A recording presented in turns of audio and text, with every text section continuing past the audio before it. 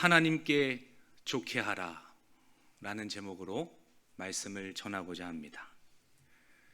우리는 대인관계 속에서 대화할 때마다 선택의 기로에 놓입니다. 이 말을 하면 사람들이 나를 좋아할까? 이러한 결정을 내리면 공동체에 불편을 주지는 않을까? 목회자이든 성도이든 우리는 사람의 반응을 먼저 생각하며 고민합니다. 상대방을 존중하기 때문이기도 하고 피해를 주지 않기 위한 마음에서 그렇게 생각하기도 합니다. 속담에도 말의 중요성에 대해서 우리에게 가르쳐 주지 않습니까? 말 한마디에도 천냥빛을 갚는다. 우리는 매 순간 이 말을 해야 할지 말아야 할지, 이 말을 하면 덕이 될지 해가 될지, 이런 것들을 늘 고민하면서 대인관계를 형성해 나아간다라는 거예요. 오늘 본문 말씀에서 사도 바울은 갈라디아 교인들에게 단호하게 이렇게 말씀합니다. 사람들에게 좋게 하랴, 하나님께 좋게 하랴. 오늘 본문 10절의 말씀이죠. 우리 10절 말씀 한번 같이 읽어볼까요? 시작. 이제 내가 사람들에게 좋게 하랴, 하나님께 좋게 하랴, 사람들에게 기쁨을 구하랴. 내가 지금까지 사람들의 기쁨을 구하였다면 그리스도의 종이 아니니라. 아멘. 사도 바울뿐만 아니라 그리스도의 은혜로 부름받은 우리에게도 여전히 하나님을 가장 영화롭게 하는 것이 중요하다라는 것을 가르쳐주고 있지 않습니까? 사도 바울은 하나님의 은혜 외에 다른 것에 집중하거나 몰두하거나 또 추가한다면 그것은 다른 복음이다. 그것은 하나님의 복음이 아니다 라고 우리에게 단언합니다. 하나님의 은혜보다 사람의 인정이 더 중요하다고 여겨질 때, 십자가의 방법보다 세상의 방법이 더 실용적이라고 보일 때, 우리 마음엔 이미 다른 복음이 들어와 있는 것입니다. 복음을 왜곡하는 모든 시도는 결국 하나님으로부터 단절을 낳는다라는 것을 보여줍니다. 복음 외에는 다른 복음을 전할 경우에 저주를 받을지어다. 사도 바울이 오늘 본문을 통해 가르쳐주지 않습니까? 사랑하는 성도 여러분, 교회의 모든 사역뿐만 아니라 신앙의 삶의 모든 순간들마다 중심이 흔들릴 때 오늘 본문 말씀을 기억하시고 하나님께 돌이키시고 부르심대로 살아가시는 은혜와 축복이 우리 모두의 삶 가운데 충만하시기를 주님의 이름으로 간절히 축원합니다. 오직 하나님의 미소를 구하는 것, 오직 하나님의 기쁨이 되기를 기도하는 것, 그것을 오늘 우리에게 가르쳐 주기 때문입니다. 오늘 본문 6절부터 7절 말씀에서는 다른 복음은 없다라는 것을 가르쳐 줍니다. 6절과 7절 말씀도 우리 함께 읽습니다. 그리스도의 은혜로 너희를 부르신 이를 이같이 속히 떠나 다른 복음을 따르는 것을 내가 이상하게 여기노라. 다른 복음은 없나니 다만 어떤 사람들이 너희를 교란하여 그리스도의 복음을 변하게 하려 함이라. 아멘. 그리스도의 은혜 외에 다른 복음은 없다. 그리스도 외에 그 어떤 것도 개입할 수 없고 추가될 수 없음을 우리 가운데 가르쳐 주지 않습니까? 이 그리스도의 은혜가 복음의 본질이기 때문입니다. 가장 예수 그리스도의 은혜가 중요하다. 이것이 전부다라는 것을 말씀하고 있습니다. 우리는 인간의 행위나 인간의 노력이나 수고나 공적, 그 어떠한 공로를 자꾸만 복음에 들이미는 성향이 있습니다. 그렇게 그 외의 것을 더하는 순간 그것은 이미 다른 복음이 아닙니까? 에베소서 2장 8절과 9절 말씀에서도 너희가 그 은혜에 의하여 믿음으로 말미암아 구원을 받았으니 이것은 너희에게서 난 것이 아니요 하나님의 선물이라. 행위에서 난 것이 아니니 누구든지 자랑하지 못하게 하려 함이라. 오직 예수 그리스도의 은혜로 구원을 받고 우리의 삶이 작동되고 모든 영화의 길까지 나아가는 것이지, 그 시작과 과정과 결과 가운데 그 어떠한 것도 결코 개입될 수 없음을 우리에게 말씀해 주고 있습니다. 은혜의 복음은 오직 예수 그리스도를 향하게 하기 때문이에요. 우리가 하나님의 말씀을 듣고 그분의 가르침대로 살아가면 살아갈수록 오히려 그리스도에게 향하게 만드시는 것이 하나님의 방법이기 때문입니다. 그 진리를 깨달은 자야말로 정말 그리스도의 은혜밖에 없구나라는 것을 철저하게 깨닫게 하시는 것입니다. 예수님 외에는 다른 길은 없습니다. 우리 옆에 계신 분들과 함께 인사하기를 원합니다. 예수님 외에는 다른 길이 없습니다. 인사합니다. 예수님 외에는 다른 길이 없습니다. 아멘. 오직 예수 그리스도의 그 은혜가 우리에게는 승부수입니다. 그리스도 예수 안에 있는 속량으로 우리는 은혜를 입고, 우리는 아무런 대가를 지불하지 않았지만 예수 그리스도께서 모든 값을 대신 치르심으로 값없는 은혜를 우리는 받게 된 것이 아닙니까? 그 예수 그리스도께서 하신 순종과 그 공로를 통하여서 우리가 값없이 은혜를 받은 것이지, 우리가 거기에 대하여서 어떤 것을 결코 더할 수 없음을 곳곳에서 성경에서는 가르쳐 줍니다. 그러므로 인간 중심의, 관계 중심의 생활하는 모든 삶의 방식들, 이 세상의 방법을 중심으로 하는 모든 신앙의 행태들은 다 다른 복음인 것을 우리에게 가르쳐 줍니다. 너무 목사님이 극단적이시다 이렇게 말씀할 수 있을지 모르겠어요. 우리 함께 말씀 한 구절 찾아보기를 원합니다. 골로새서 2장 8절 말씀입니다. 골로새서 2장 8절 말씀입니다.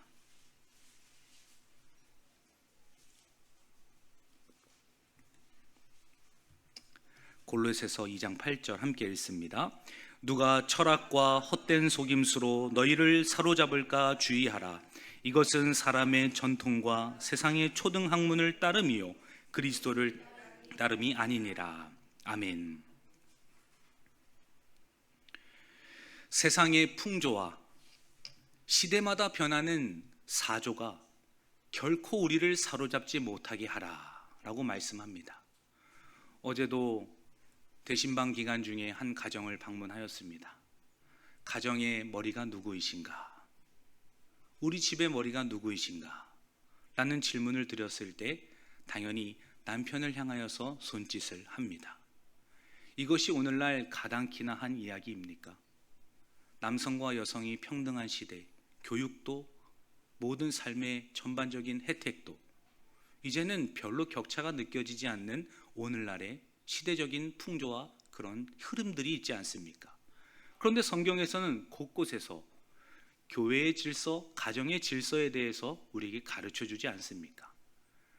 하나님의 말씀대로 가정이 세워지고 교회가 세워져야 하는데, 오늘날 그러한 하나님의 진리를 가르치고 말씀을 전한다는 것이 엄청 어렵게 다가오는 것이 이 목회자의 실제적인 심정이다라는 거예요. 하나님의 말씀에서 그 어떤 철학적인 가르침이나 속임수가 들어와서는 안 될 것을 우리에게 말씀하지 않습니까? 시대가 아무리 그러한 흐름을 가지고 나아간다 할지라도, 아무리 법안들이 통과되고 하나님의 말씀에서 벗어난 일들이 자행되고 있다 할지라도 그것은 결코 우리를 생명의 길로 인도하는 복음이 될 수 없음을 가르쳐 줍니다. 그러므로 이 세상 풍조와 시대마다 변하는 이 사조에 사로잡히지 않아야 하는 그 사명과 가르침이 우리 몸된 교회 가운데 주어졌다라는 겁니다. 복음은 인간의 손이 아니라 하나님의 은혜로 이루어지기 때문이에요. 어떤 정치적인 법안이나 권력자에 의하여서 하나님의 은혜가 이루어지는 것이 아닙니다. 오직 하나님의 주권적인 역사와 그분의 돕는 손길로 인하여서 하나님의 은혜를 우리 가운데 주어주신다라는 거예요. 사도 바울도 많은 핍박과 고난과 그 시대적인 어려움 속에서 나의 나 된 것이 하나님의 은혜다 라는 그런 믿음의 고백을 우리 가운데 들려주지 않습니까? 오늘 본문 말씀을 묵상하면서 내 안에도 다른 복음이 자리 잡아 있었구나 라는 것을 깨닫게 되었습니다. 어릴 때부터 제 안에 있었던 생각은 이러합니다. 목회는 사람을 상대하는 것이지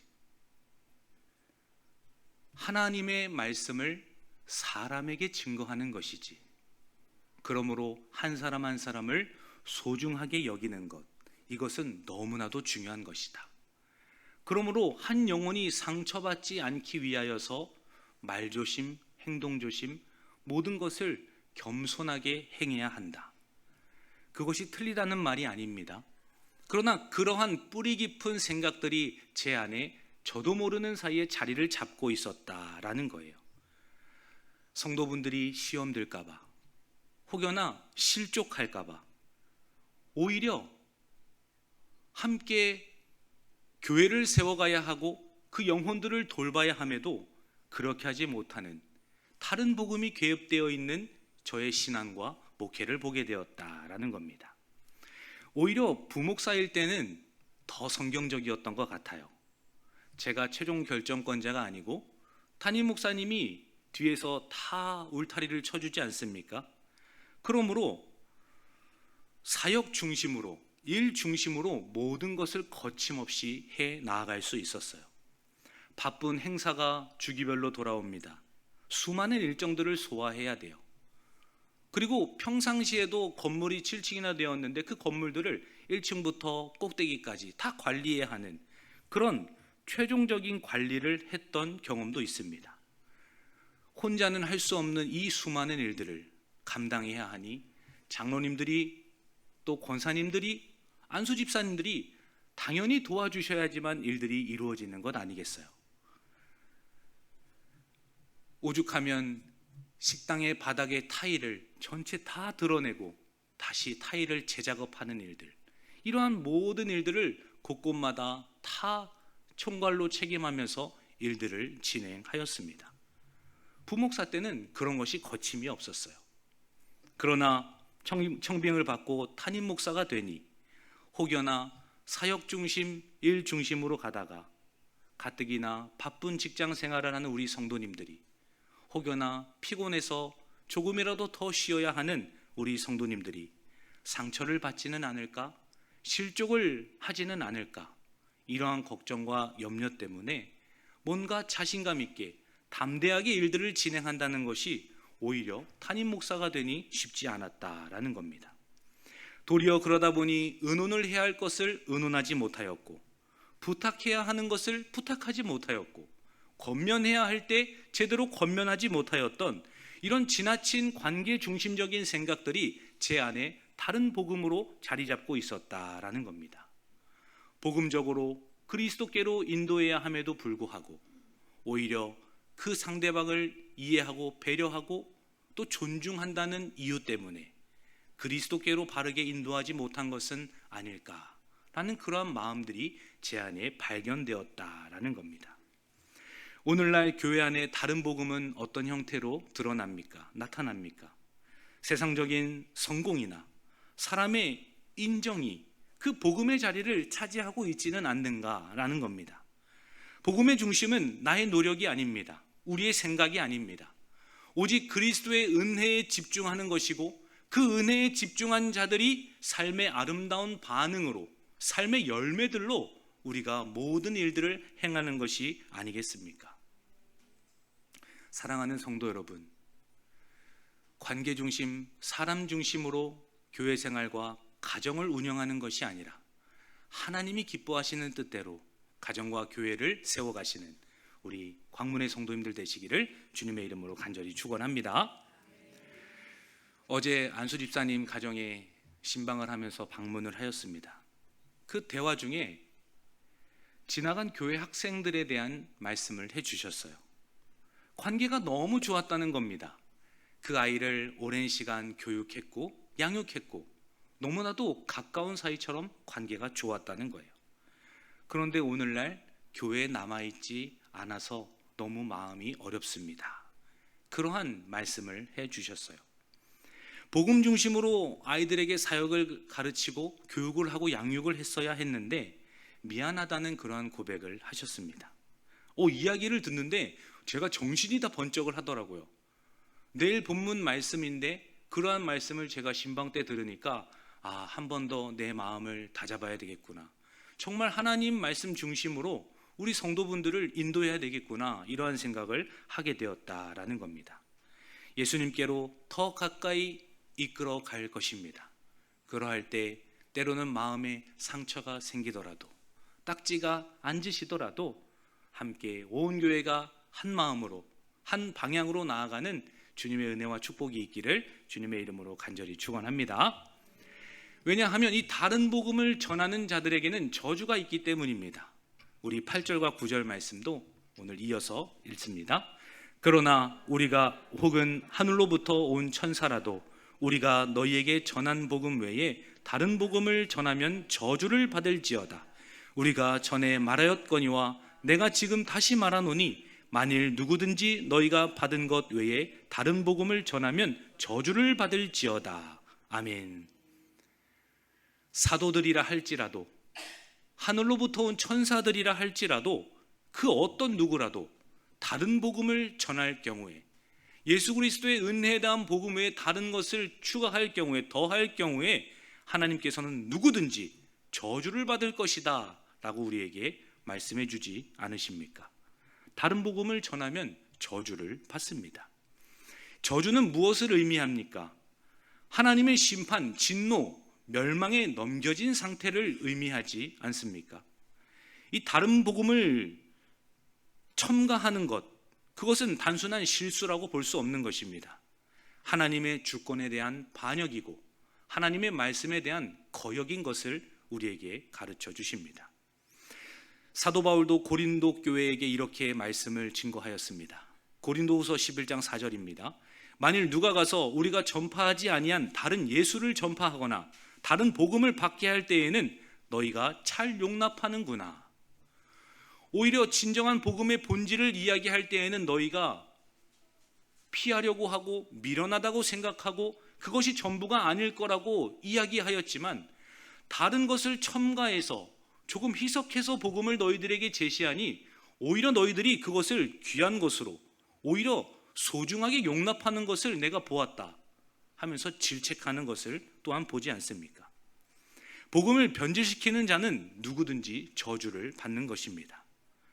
하나님께 부르심을 받은 사명자, 모든 성도들과 우리 직분자분들은 시대보다 계시에 충성을 해야 한다라는 거예요.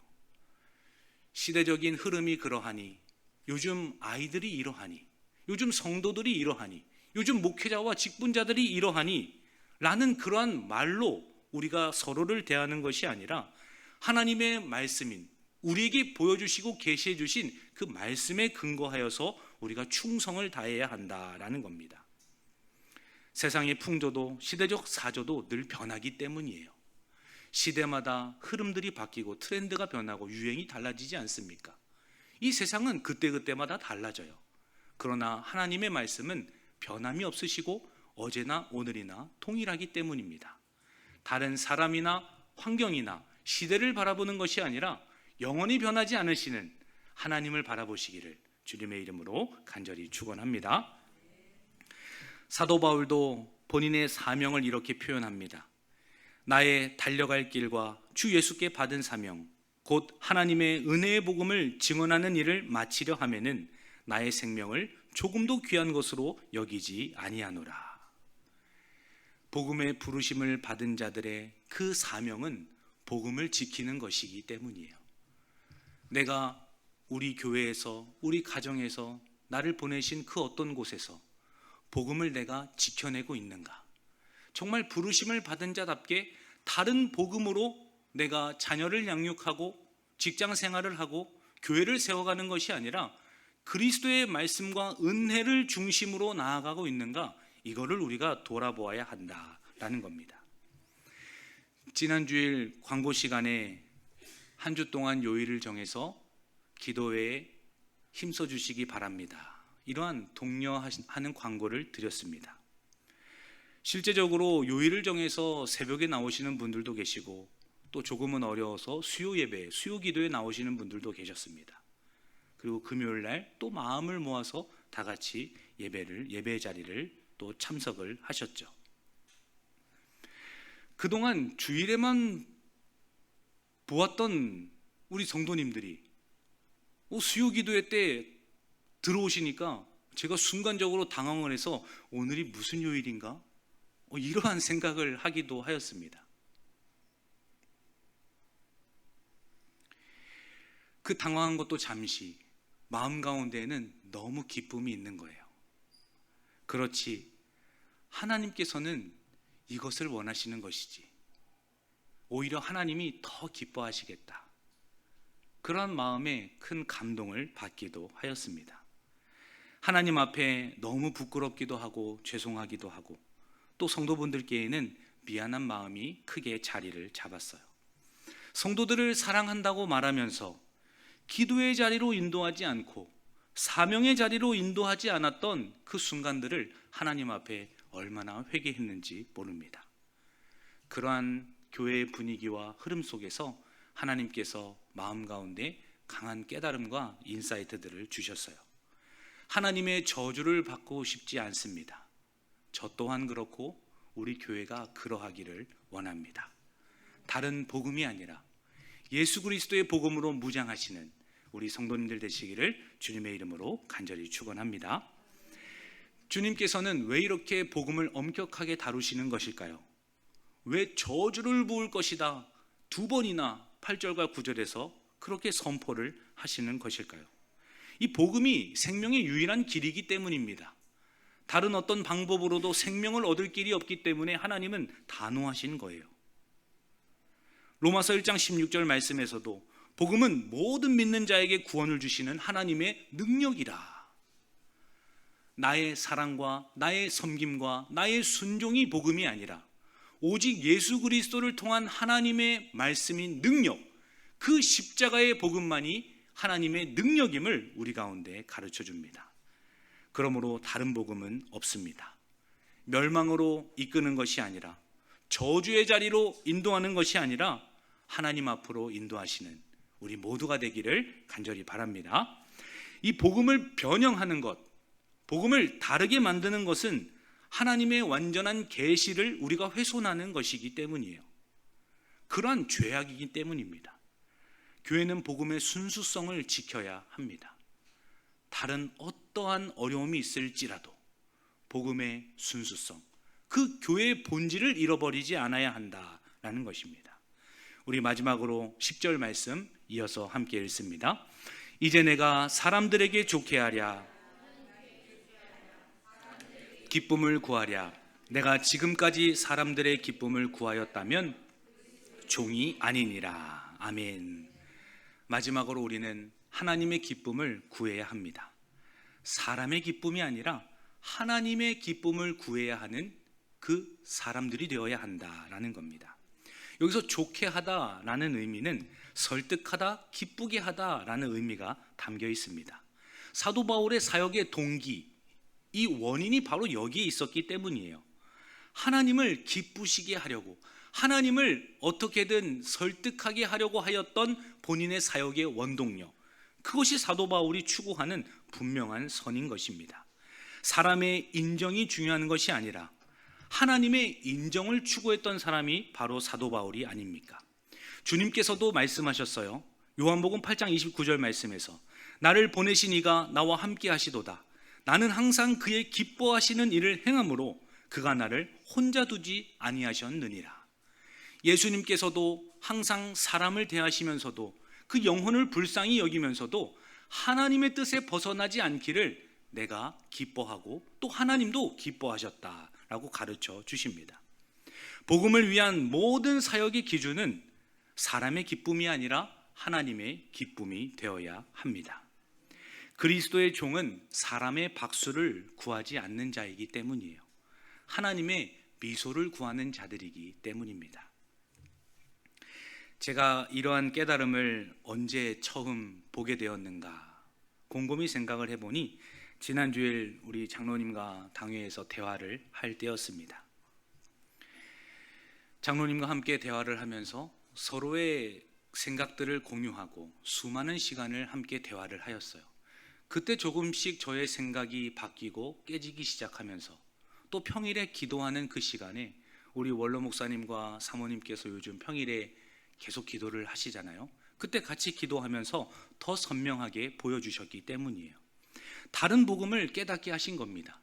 나이가 중요한 것도 아니고 사람이 주가 되어서 복음의 일을 하는 것도 아니고 진정으로 중요한 것은 하나님을 좋게 하는 것, 그분을 기뻐하는 것임을 깨닫게 하셨기 때문입니다. 사랑하는 성도 여러분, 이제는 달라져 보려고 합니다. 사람 중심이 아닌 하나님 중심으로 사역하기를 원하고 또 사람이 아닌 하나님을 기쁘시게 하기를 같이 함께 기도해 주시고 동역해 주시기를 주님의 이름으로 당부를 드립니다.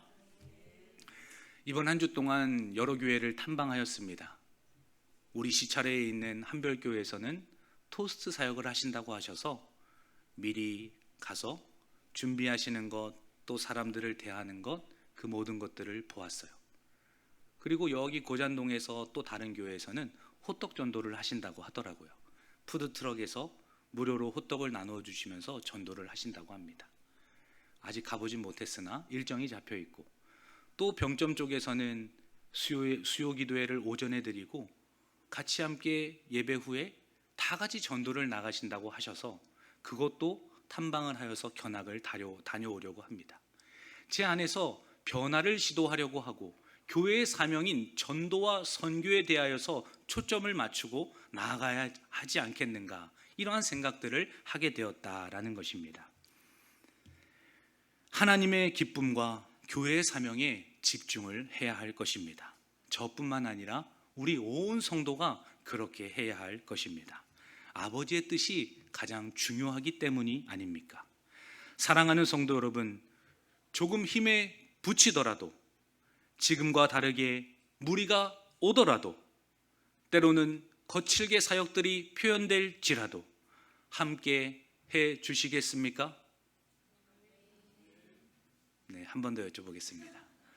어려움이 많고 마음에 실족함이 들고 때로는 거친 모습들이 보일지라도 함께 동역해 주시기로 오늘 이 시간 결단하시겠습니까?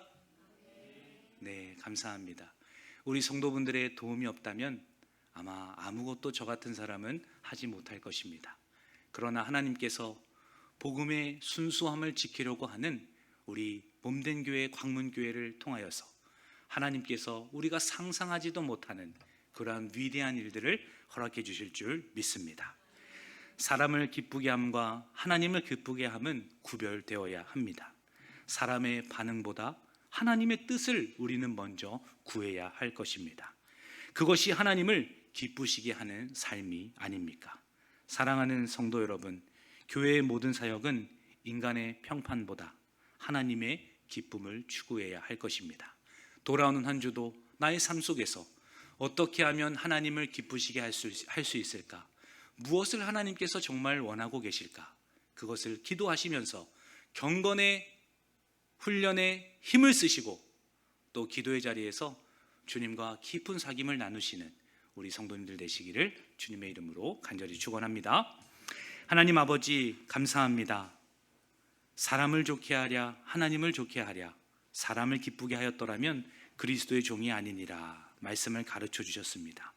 우리의 삶이 얼마나 하나님 중심으로 살아가고 있는지요, 오늘 말씀을 통해 돌아오는 한 주가 하나님 중심이 되기를 원하고 하나님의 기쁨이 되기를 간절히 원합니다. 우리 각 개인의 삶을 주장하여 주옵시고 성령 하나님께서 말할 수 없는 탄식으로 우리를 위하여서 중보하고 계시니 그 사실을 믿고 우리가 담대히 삶을 살아가게 하여 주옵소서. 살아계신 예수님의 이름으로 감사하며 기도하옵나이다. 아멘.